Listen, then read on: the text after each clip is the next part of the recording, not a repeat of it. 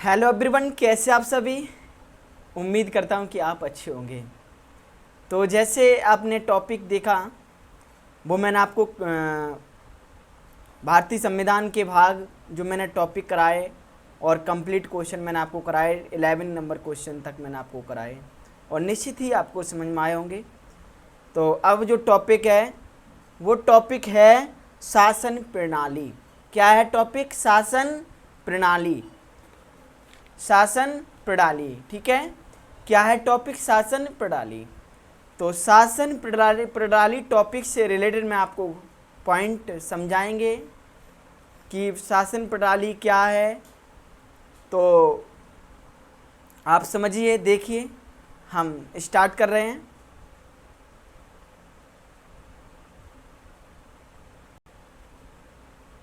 देखिए, शासन प्रणाली, इससे रिलेटेड पॉइंट आप समझिए। राज्यतंत्र यह शासन का प्राचीनतम रूप है। राज्यतंत्र यह शासन का प्राचीनतम रूप है जिसमें शासन की शक्ति एक व्यक्ति में समाहित होती है। जो राज मुकुट धारण करता है वह आनुवांशिक उत्तराधिकार के आधार पर पद ग्रहण करता है। नेक्स्ट पॉइंट, कुलीन तंत्र, इसे अरिस्टोक्रेसी भी कहा जाता है। यह शासन का वह रूप है जिसमें राजनीतिक सत्ता का निवास थोड़े से लोगों में होता है। क्लियर? नेक्स्ट पॉइंट देखिए, तथा वही इसका प्रयोग करते हैं। तानाशाही, इसे अधिनायक तंत्र भी कहा जाता है। यह एक ऐसे शासन का रूप है जिसमें एक ही व्यक्ति का निरंकुश शासन होता है। नेक्स्ट, जो बल प्रयोग के माध्यम से अपने पद पर आसीन होता है तथा किसी के भी प्रति उत्तरदायी नहीं होता है।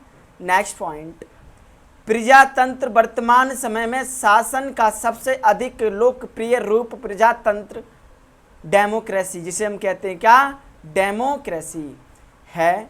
ध्यातव्य है कि प्रजातंत्र वहाँ विद्यमान होता है जहाँ जनता में सत्ता का वास होता है, अर्थात लोगों को संप्रभुता प्राप्त होती है। Next point, clear? Next point देखिए।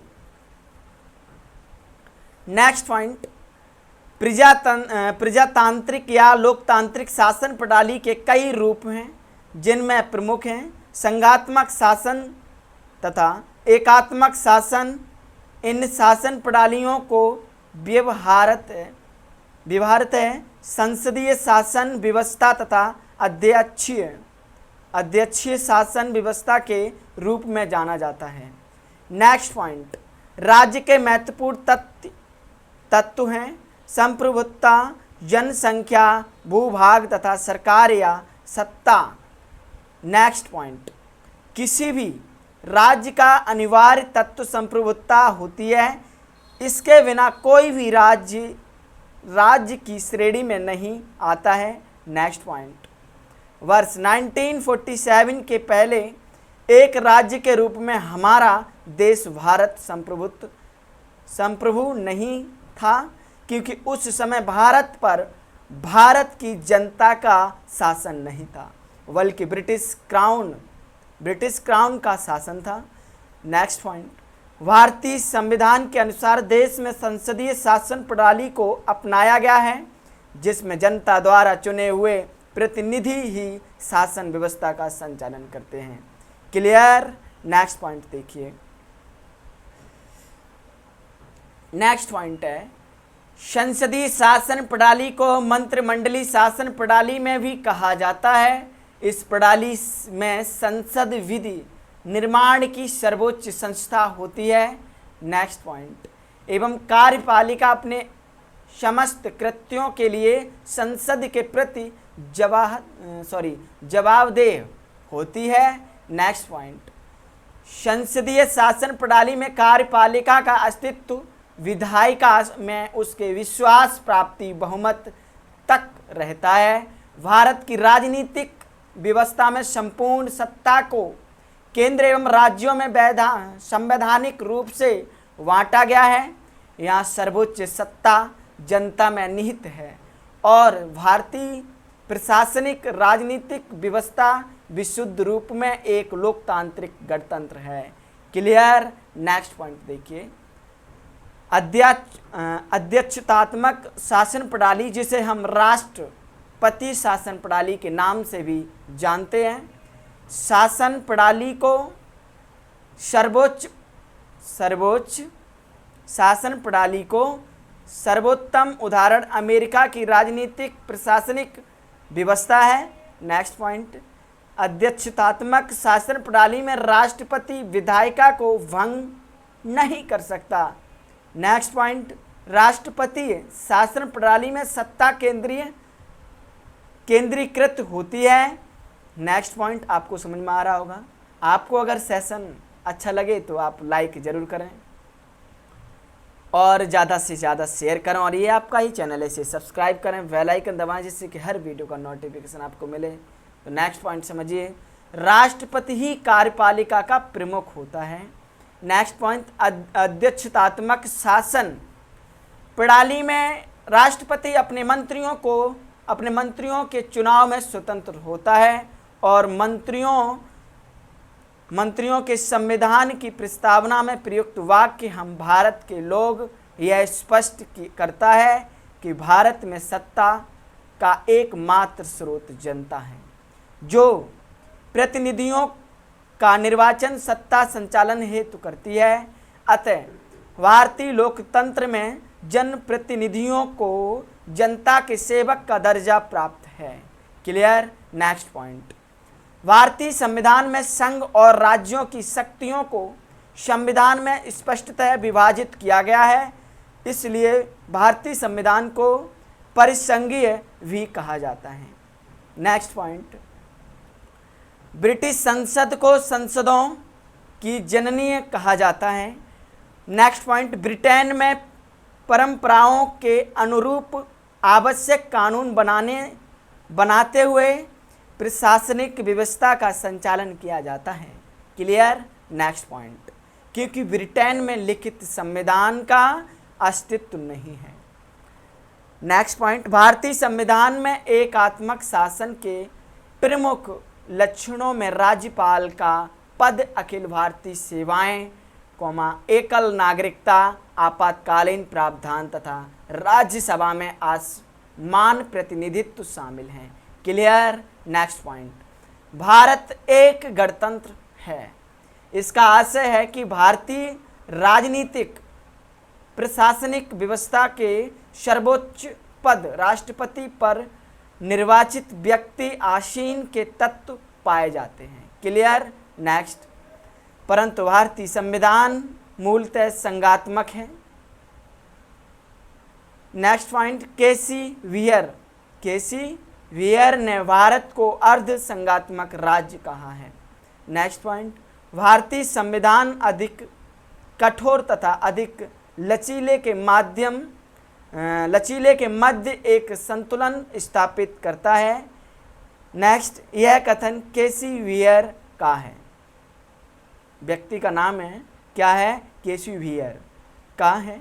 वी आर अम्बेडकर के अनुसार संविधान को संघात्मक के तंग ढांचे में नहीं डाला गया है। क्लियर। तो ये पॉइंट आपको समझ में आए होंगे। तो आपको अगर पॉइंट समझ में आए हो तो क्लास को जरूर लाइक करें और शेयर करें, और ये आपका ही चैनल है, इसे सब्सक्राइब करें, बेल आइकन दबाएं जिससे कि हर वीडियो का नोटिफिकेशन मिले। तो आप क्वेश्चन आप समझिए, स्क्रीन पर क्वेश्चन है, देखिए क्या है।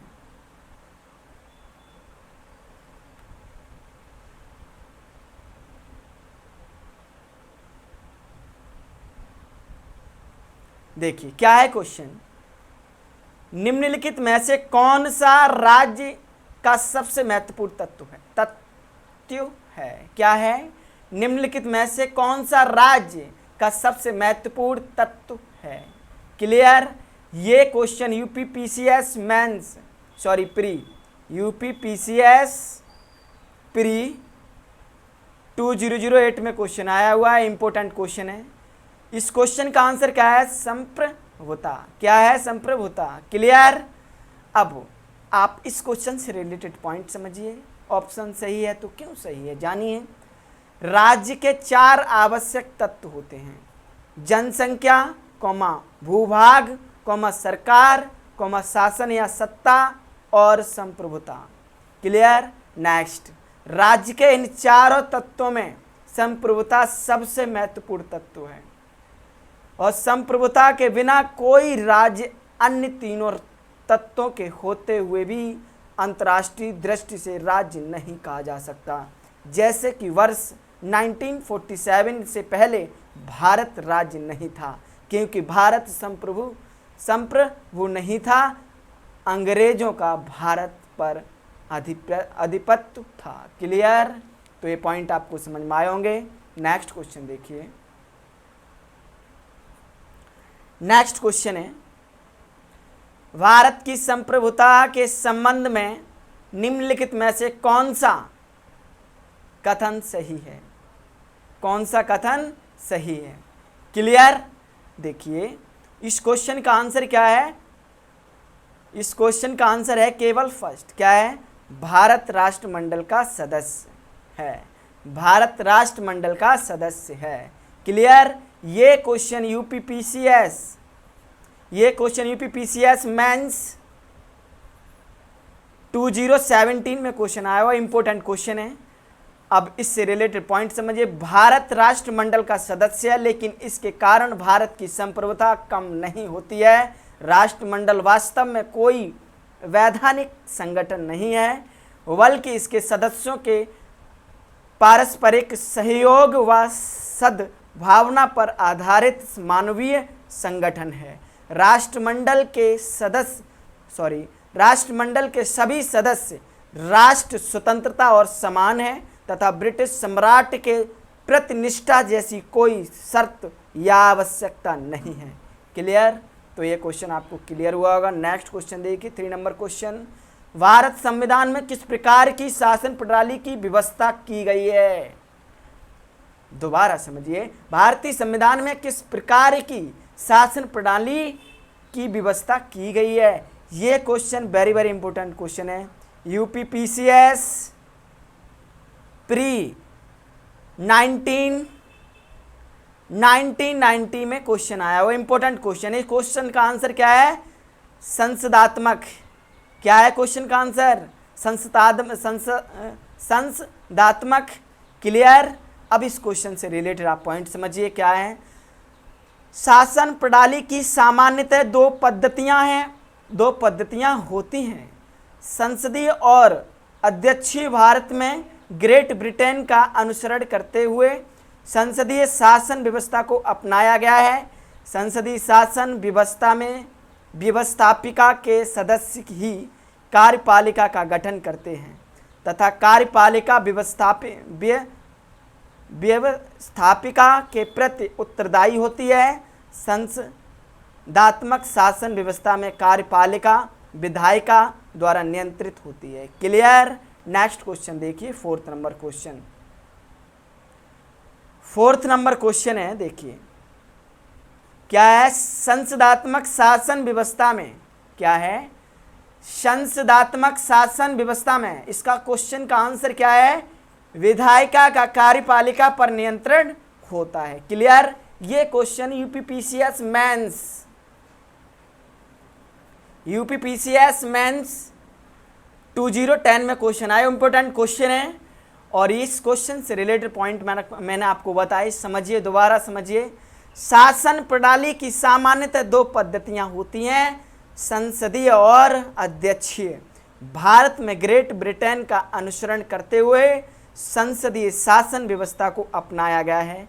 संसदीय शासन व्यवस्था में व्यवस्थापिका के सदस्य ही कार्यपालिका का गठन करते हैं तथा कार्यपालिका व्यवस्थापिका के प्रति उत्तरदायी होती है। संसदात्मक शासन व्यवस्था में कार्यपालिका विधायिका द्वारा नियंत्रित होती है। क्लियर। तो ये पॉइंट आपको क्लियर होगा। नेक्स्ट क्वेश्चन और आज का सेशन में लास्ट क्वेश्चन, सर्वप्रथम संसदात्मक सरकार किस देश में आरंभ की गई? क्लियर? इस क्वेश्चन का आंसर है ग्रेट ब्रिटेन में। क्या है क्वेश्चन का आंसर? ग्रेट ब्रिटेन में, यूके में, यहां पे लिख लेना यूके में। क्लियर? अब इस क्वेश्चन से रिलेटेड पॉइंट आप समझिए क्या है।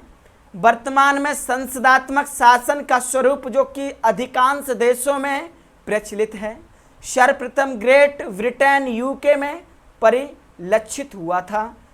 पुष्पेश पंत ने भी अपनी पुस्तक विश्व का इतिहास में स्पष्ट लिखा है कि ब्रिटेन में संसदीय प्रणाली का आविर्भाव संसार के किसी भी देश से पहले हो गया था। क्लियर? ये पॉइंट आपको क्लियर होगा। तो आज का सेशन आपको अगर अच्छा लगा हो तो ज़्यादा से ज़्यादा शेयर करें और ये आपका ही चैनल है, इसे सब्सक्राइब करें, बेल आइकन दबाएं जिससे कि हर वीडियो का नोटिफिकेशन मिले। तो आप खुश रहिए। जय हिंद, जय भारत।